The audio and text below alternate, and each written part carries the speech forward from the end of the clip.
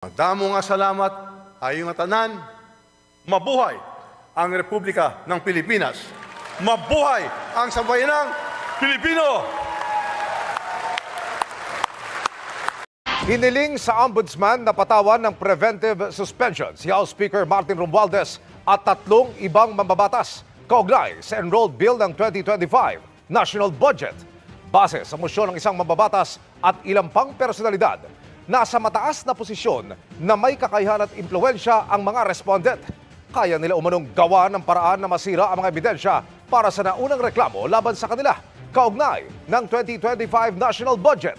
Bago nito, sinampaan sila ng graft complaint dahil sa umano'y mahigit 200 bilyong pisong isiningit sa budget gamit ang mga iniwang blanco sa Bicameral Conference Committee report.